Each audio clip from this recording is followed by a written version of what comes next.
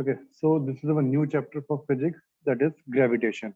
10th chapter है ये। अब नए एनसीईआरटी सिलेबस में सिर्फ आधा ही आएगा, ठीक है। जहां तक मैं आपको बता रहा हूँ ये उतना ही आएगा। फ्लोटेशन वाला पार्ट हमारा इस चैप्टर में नहीं है। चलिए अब हम इसके फटाफट रीडिंग स्टार्ट करते हैं। कुछ चीजें मैं अंडरलाइन करूंगा तो आप लोग उसके साथ साथ मेरे साथ साथ उन चीजों को अंडरलाइन करते जाइए, ठीक है। So starting in chapter 8 and 9, we have learned about the motion of object and forces as a cause of motion. जो प्रीवियस चैप्टर थे हमारा, द फर्स्ट 8 चैप्टर हम लोगों ने पढ़ा था, that is motion, and second chapter was force and laws of motion. उन दो चैप्टर में हमने पढ़ा कि कोई भी ऑब्जेक्ट है वो मूव करती है, कैसे मूव करती है और किस वजह से मूव करती है, that is it is because of the force it move. तो हमने उन सब चीजों के बारे में पढ़ा। We have learned that force is needed to change the speed or the direction of a moving object. Yes, because if there is no force, then the object is not going to change its speed or even change its direction. Or we can say that it will remain in its state of, it will remain on it in its state only. It will not going to change anything if there is no external forces applied. So we have always observed that object dropped from a height falls to the earth. Now we have a one observation. Whenever anything we drop anything, it always, you can say, falls towards the earth. We all know that the planets go around the sun. And second observation is जितने भी planets होते हैं ये सब sun के चक्कर काटते हैं। Even जो moon है वो भी क्या है, earth के चक्कर काट रहा है। So in all these cases, there must be a force acting on these objects, planets and the moon, which is responsible for the going around of those planets, objects or moon. ये जो कोई भी चीज है वो अर्थ की तरफ आ जाती है, सारे के सारे प्लेनेट है वो सन के चारों तरफ चक्कर काट रहे हैं, और जो मून है that is also you can say is revolving around the earth, तो वो अर्थ के चारों तरफ चक्कर काट रहा है। ये इसके पीछे कोई ना कोई देयर में be a force which is acting, कोई ना कोई फोर्स होगी जिसकी वजह से ये सारा काम हो रहा है। सो इस फोर्स को सबसे पहले Isaac Newton could grasp the same force is responsible for all these things, and this force is known as gravitational force. तो सबसे पहले इस चीज को पता करने वाले थे, या इस चीज को ऑब्जर्व करके हम सब दुनिया की तरफ बताने वाले जो साइंटिस्ट थे उनका नाम था Isaac Newton. So this whole chapter is because of Isaac Newton. अगर ये आइजैक न्यूटन ने ये चीज ना होता, ना बताया होता, तो ये चैप्टर हम लोग नहीं पढ़ रहे होते। So Isaac Newton is the first person who gives or who tells that the same force is responsible for falling of object towards the earth, moving of planets around the sun, and the moving of moon around the earth. And he called that force as the gravitational force. Is that clear? Any doubt? Now, in this chapter, we shall learn about the gravitational and the universal laws of gravitation. इस chapter में हम लोग gravitation और जो universal laws of gravitation है उसके बारे में पढ़ेंगे, and we will also discuss the motion of object under the influence of gravitational force.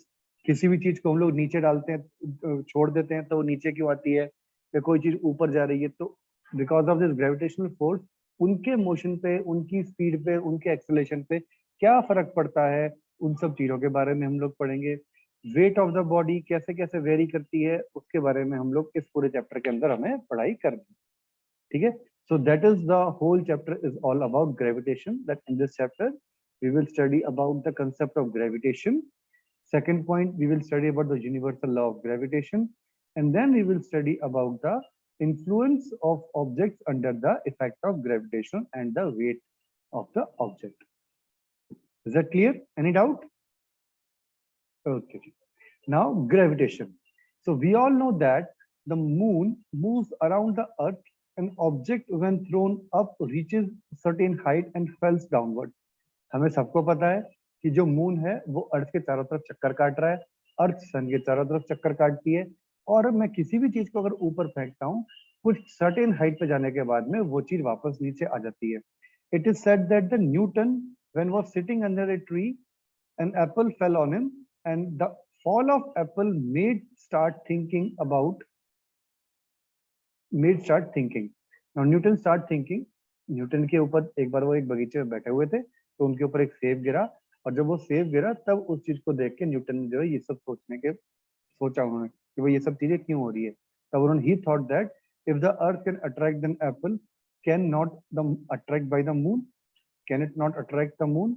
अगर अर्थ क्या एक एप्पल को अट्रैक्ट कर रही है, क्या वो मून को भी अट्रैक्ट करती है? ये चीज पूछा। इन्होंने सोचा, इन्होंने is the force same on both cases, क्या दोनों केसेस में सेम फोर्स एक्सर्ट कर रहा है, क्या सेम टाइप ऑफ फोर्स है?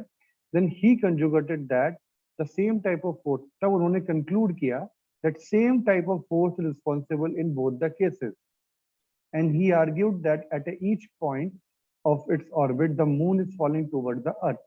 Now जो मून है जो सर्कुलर घूमता है वो कुछ इस तरीके से घूम रहा है, और हर एक पॉइंट पे the moon is moving towards the centre of the earth. हर एक पॉइंट पे जो मून है वो अर्थ के तरफ जा रहा है।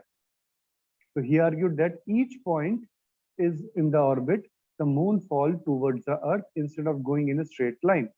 तो मून एक स्ट्रेट लाइन में नहीं जा रहा, because of this gravitational force moon is falling towards the earth, so it must be attracted by the earth, but we do not really see the moon falling towards the earth. अब Newton ने बोला कि भाई जो moon है वो earth attract कर रही है, वो उसके चारों तरफ जा रहा है, बट कभी हमें दिखता नहीं कि मून जो है अर्थ की तरफ पे गिरता हुआ नजर आता है। वो गिरता हुआ नजर नहीं आता, वो हमें जो नजर आता है वो आता है हमें एक सर्कुलर पाथ में घूमता हुआ। And that is the same activity that we have done in studying the circular path. So हमें एक्टिविटी में क्या करना है, एक धागा लेना है, उस पे एक ईंट के छोटे से पत्थर को बांधा, देन उससे हम लोग मोशन मूव कर रहे हैं। तो अब इस धागे के ऊपर अगर आप ध्यान से देखेंगे जो फोर्स लग रहा है वो टूवर्ड्स द सेंटर लग रहा है, फोर्स इस डायरेक्शन में देखिए।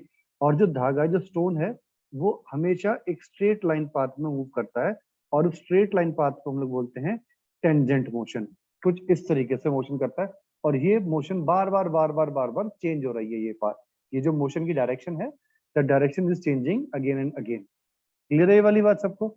ये चीज हम लोगों ने पढ़ी थी कहाँ पे, सर्कुलर मोशन के अंदर भी। So now before the thread is release. हाँ जी बेटा बोलिए, कोई सर डाउट? आपकी आवाज फास्ट फॉरवर्ड हो रही है। फास्ट फॉरवर्ड हो रही है मतलब? सर अब जल्दी जल्दी आ रही है सर, तेज तेज। अच्छा, अब आ रही है ठीक? ये विदुषी मेरी आवाज ठीक आ रही है बेटा? अब विदुषी आप बताएंगे? Yes sir. बिल्कुल ठीक आ रही है? चलो यस सर। मैं थोड़ी और आराम से बोलता हूँ, ठीक है।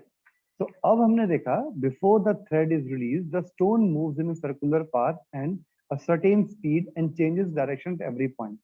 जब हम इस धागे को बांध के घुमा रहे थे तो जो स्टोन की स्पीड थी वो एक कांस्टेंट स्पीड पे स्टोन घूमे जा रहा था, बट उसका जो डायरेक्शन है वो हर एक पॉइंट पे चेंज होता जा रहा है। That is the beauty of circular motion. At circular motion when object is moving at a certain speed, its direction changes, therefore it is an accelerated motion, and velocity is not constant, variable velocity, but speed is constant. आप ये एक example ले सकते हो कि कोई ऐसा motion बताओ जहां पे स्पीड कांस्टेंट हो पर एक्सेलरेशन होती हो। तो स्पीड कांस्टेंट है बट एक्सेलरेशन हो रही है because of change in the direction. ठीक है जी। अब देखो क्या कहता है, अब ये जो बार बार इसका डायरेक्शन चेंज होता है ये क्यों हो रहा है, why this direction is changing again and again? This is because of this centre seeking force. ये जो सेंटर की तरफ फोर्स लग रहा है इसकी वजह से बार बार चेंज होता है, and that force, the change in the direction involves change in the velocity or acceleration, and the force which is causing this acceleration and keeps the body moving along the circular path acting towards the center is known as centripetal force, or we call it as a center seeking force. ये जो बार बार इस stone की direction change होती है और ये एक circular path में मूव करता है, that is because of the centripetal force, centre seeking force जिसे बोलते हैं। अगर ये सेंटर सीकिंग फोर्स ना हो तो ये सारा का सारा जो स्टोन है वो एक सिंगल डायरेक्शन में भाग जाएगा। क्लियर? तो यहाँ पे इस पूरे पैराग्राफ को अंडरलाइन करिए, एक क्वेश्चन भी लिख लीजिए, what is centripetal force? Write down question. First question लिखिए, what is centripetal force? CENTRIPETAL, centripetal force. Question number 2, what happens if there is no centripetal force? What happens if there is no centripetal force? What happens if there is no centripetal force? Okay ये दो question आप लोग को यहाँ पे कर रही हैं, दोनों के आंसर आपको हैं. If in the absence of this force the stone flies off tangent, the stone flies off along a straight line and this straight line will be a tangent to the circular path. कुछ इस तरीके से होगा. आप लोग mathematics में next year पढ़ेंगे circle के अंदर टेंजेंट क्या होती है. टेंजेंट एक लाइन होती है जो कि रेडियस के तो परपेंडिकुलर है. अगर मैं यहाँ से रेडियस बना देता हूँ, ये रेडियस है, ये रेडियस की ये लाइन परपेंडिकुलर होती है. देखिए दिस इज 90 डिग्री एंगल. ओहो दिस इज 90 डिग्री एंगल. ये 90 डिग्री का एंगल बनेगा इस पे, और सर्कल को एक पॉइंट पे कट करती है ये लाइन. हमेशा आप इसको याद रखिएगा. So if there is no centripetal force, then it will move in a straight line path. Okay, clear? Now the motion of the moon around the earth is due to this centripetal force. Now this centripetal force is responsible for the motion of moon around the earth. This centripetal force is provided by the force of attraction of the earth, and there is no such force the moon would pursue to a uniform straight line motion. So ये जो अर्थ के चारों तरफ moon घूम रहा है, that is because of the centripetal force provided by the earth. और अगर ऐसा कोई फोर्स नहीं होता तो मून भी स्ट्रेट लाइन मोशन में कहीं किसी और के पास चला जाता, वो बार बार पृथ्वी के चक्कर नहीं काटता. तो फटाफट क्वेश्चन लिखिए इसके अंदर. Which force is responsible for the motion of moon around the earth? Which force is responsible for motion of moon around the earth? Which force is responsible for motion of moon around the earth? ये question लिखिए आप फटाफट. चलिए जी, done. अब ये बात हुई है कि भाई अर्थ अट्रैक्ट कर रही है मून को, और अर्थ ने अट्रैक्ट करा था एप्पल को. क्या एप्पल और मून भी अर्थ को अट्रैक्ट करते हैं? अगर करते हैं, if they are attracting the earth, तो वो हमें दिखता क्यों नहीं है? यही बात आगे क्वेश्चन में आई है. It is seen that the falling of apple is attracted towards the earth. Does apple attract the earth? If so, why do not we see earth moving towards an apple? तो हमें अर्थ जो है Apple की तरफ जाती हुई क्यों नहीं दिखती? भाई इसका सबसे बढ़िया रीजन क्यों होता है, ये ऐसा क्यों हो रहा है, इसका क्वेश्चन क्या आता है, इसका रीजन क्या है इसके पीछे? भाई अर्थ अगर अट्रैक्ट कर रही है एप्पल को, तो apple must also be attracting earth because of third law of motion. हमने पिछले चैप्टर में पढ़ा था, for there is equal and opposite reaction. एक अपोजिट रिएक्शन होती है. The according to the third law of motion the apple does attract the earth, but according to second law of motion, for a given force, acceleration is inversely proportional to the mass of the object, and the mass of the apple is negligibly small as compared to the mass of the earth. भाई third law of motion कहता है कि जी equal and opposite force लगाओ. जो अर्थ ने Apple के ऊपर force लगाया, एप्पल भी चाहेगा कि अर्थ के ऊपर वो उतना ही फोर्स लगाए. बिल्कुल ठीक बात है, third law of motion successful हो गया यहाँ पे. पर सेकेंड लॉ ऑफ मोशन क्या बोलता था? F is equal to M into A. ठीक है जी, बोलता था F is equal to M into ए.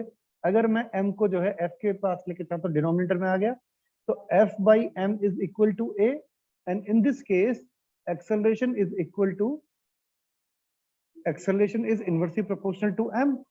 कुछ इस तरीके से देखो जरा, F is equal to m into A होता है, तो मेरे पास यहाँ पे F divide by m is equal to A आ गया. तो ये इसकी इनवर्सली प्रोपोर्शनल, इसका मतलब A is inversely proportional to m. A is inversely proportional to m. इसका मतलब है कि अगर बहुत ज्यादा मास है तो एक्सेलरेशन सबसे कम होगी, ठीक है, और नहीं तो और कम मास है तो एक्सेलरेशन बहुत ज्यादा होगी. क्लियर हुई बात ये? तो एक्सेलरेशन इनवर्सली प्रोपोर्शनल हो गया इसके. तो अब ये क्या कहता है? According to third law of motion the apple does attract the earth, but according to the second law of motion Acceleration is inversely proportional to the mass of object. The mass of an apple is negligibly small as compared to the that of the earth. अब अगर अर्थ के और Apple के मास के बारे में आप compare करोगे कि भाई जो एप्पल फोर्स लगाएगा वो तो बहुत कम लगेगी अर्थ के ऊपर, क्योंकि अर्थ का तो मास बहुत ज्यादा है। बहुत ज्यादा मास होने से क्या हुआ, एक्सेलरेशन कम हो गई, और एक्सेलरेशन कम हो गया तो फोर्स भी ऑटोमेटिकली कम हो जाएगा। बट अब अगर अर्थ जो लगा रहा है, एप्पल का मास कम है, एप्पल का मास है तो एक्सेलरेशन बढ़ गई, अब एक्सेलरेशन बढ़ गई तो फोर्स भी बढ़ गया। तो हमें ये दिखता है कि apple is falling on the earth, but उसका उल्टा हमें नहीं दिखता because of the negligible mass of apple. So we do not see earth moving towards the apple. अब इसी चीज के आर्ग्यूमेंट को जरा हम एक्सटेंड कर देते हैं किसके ऊपर, मून के ऊपर। क्या मून और अर्थ के बीच में जो ये फोर्स ऑफ अट्रैक्शन हो रही है, तो क्या मून भी अट्रैक्ट करता है अर्थ को, क्या नहीं? यस, मून अट्रैक्ट करता है अर्थ को। तो क्या हमें दिखता है कि जो मून है उसकी तरफ अर्थ जा रही है? नहीं दिख पाता वो भी, बट उसके इफेक्ट को हम लोग महसूस कर पाते हैं। वो इफेक्ट हम महसूस करते हैं टाइडल वेव्स के थ्रू। जो टाइड्स आते हैं, तो टाइड्स वगैरह वो सब चीजें जितनी भी आती हैं, वो सब चीजें because of the gravitational force of sun and earth. So in our solar system all the planets go around the sun. By the arguing the same, we can say that there exists a force between the sun and the planet. तो इसका मतलब क्या है कि सन और planet के बीच में एक फोर्स चल रहा है। And from the above fact, Newton concluded that not only does the object attract an apple and the moon, but all the objects in the universe attract each other. जितनी भी objects हैं इस universe में, वो एक दूसरे को attract करने की कोशिश कर रही हैं। And this force of attraction between the object is known as gravitational force. और इसी फोर्स को हम लोग बोलते हैं ग्रेविटेशनल फोर्स। समझ में आ गई बात? ये क्लियर है ये बात? कोई डाउट इसको? So gravitational force is a force which is acting on each and every object in the universe. Each and every object attract each other. This force of attraction is known as gravitational force. और एक बात ध्यान रखना, कि जो gravitational force होती है ये हमेशा अट्रैक्टिव फोर्स होती है, ये कभी भी रिपल्सिव नहीं होती। ये इकलौती फोर्स ऐसी है that is attractive only. Otherwise कुछ फोर्स ऑफ अट्रैक्शन रिपल्शन में होती है, कुछ अट्रैक्शन में होती है। जैसे मैग्नेटिक फोर्स की बात करें तो मैग्नेटिक फोर्स कई बार अट्रैक्ट करती है मैग्नेट, कई बार वो रिपेल भी करती है, but this force is always attractive force. यहां तक क्लियर है? कोई डाउट इसमें किसी को? Vidushi and Manu, any doubt? No sir. Okay, that's good. चलिए अब हम इसके बाद में आगे पढ़ते हैं यूनिवर्सल लॉ ऑफ ग्रेविटेशन। अब इसके लिए आ जाते हैं हम फटाफट पीपीटी के ऊपर।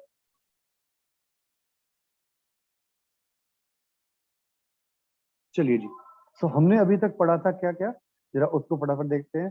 भाई force is necessary for the force is necessary to produce motion of the body, and force a body drops from the height fall towards the earth. जब भी किसी बॉडी को हम लोग हाइट डालते हैं तो वो अर्थ की तरफ जाती है। Third point, it indicates that the earth exerts force and this force is known as gravity, and in fact the earth attracts all the objects towards the center. The force with which earth pulls the object towards itself is known as gravitational force of the earth or the gravity. Then the gravitational force between the sun and the earth keeps the earth in the uniform circular motion around the sun. ये जो अर्थ के और सन के बीच में gravitational force है, यही अर्थ सन के चारों तरफ अर्थ को घूमने से हेल्प करता है। Now this gravitational force on the earth is responsible for, this is important है, इसको फटाफट नोट कर लीजिए आप। This is used or this is you can say responsible for holding the atmosphere on the earth.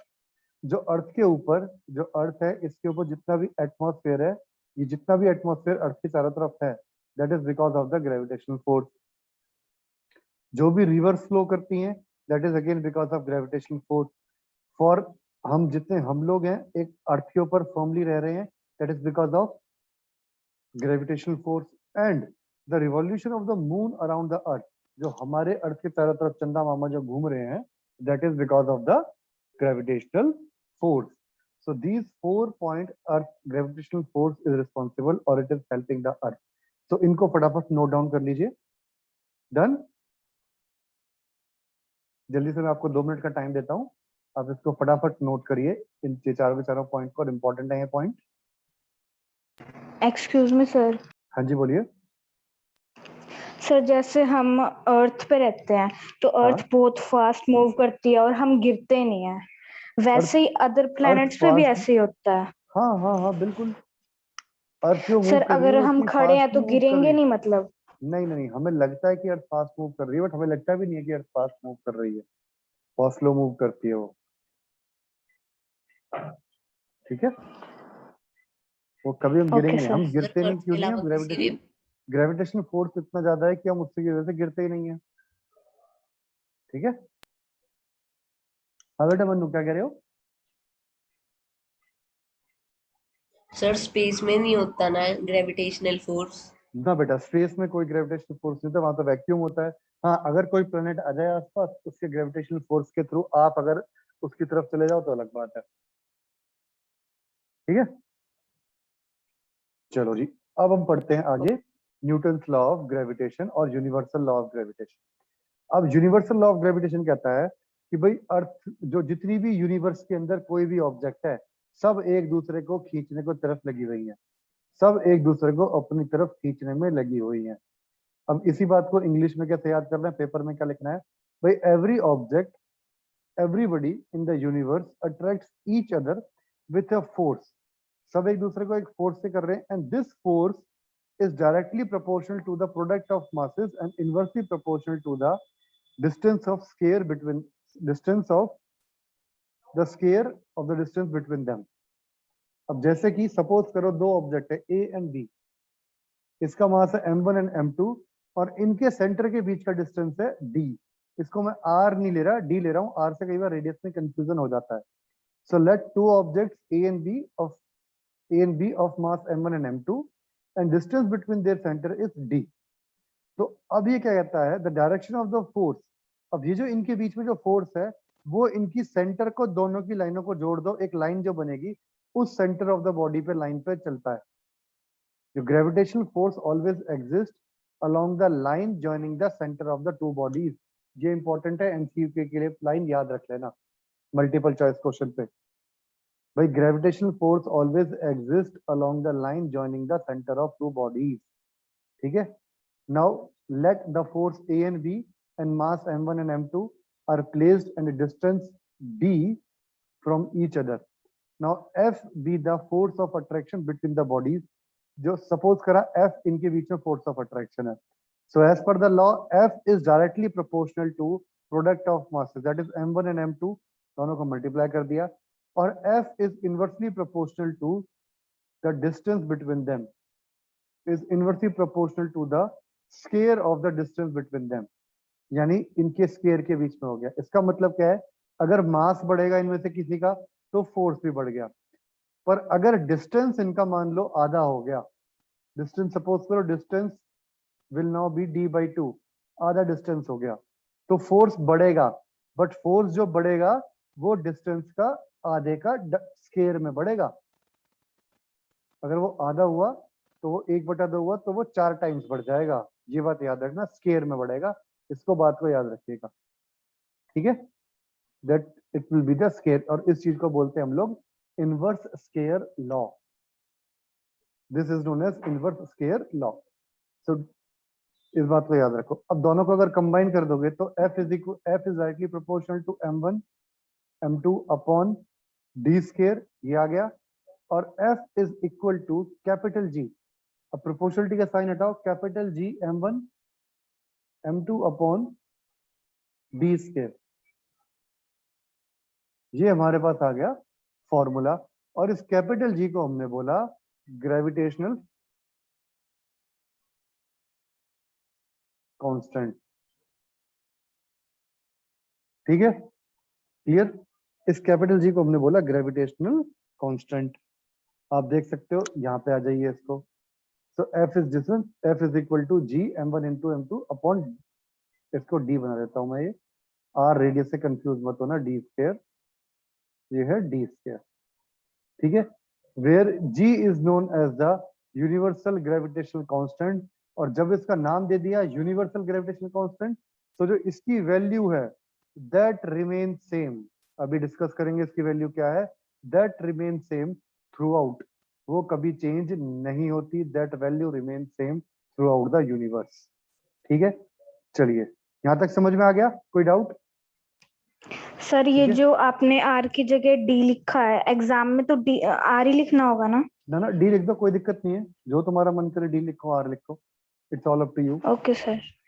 ठीक है, are लिखने से कई बार हमें रेडियस में कंफ्यूजन हो जाती है, हम लोग इसको रेडियस बोल देते हैं, but this is not the radius, ये डिस्टेंस है, डिस्टेंस फ्रॉम द सेंटर, बस ये बात याद रखना है, सेंटर से डिस्टेंस की बात करता है, ना कि सरफेस से डिस्टेंस की बात करता है।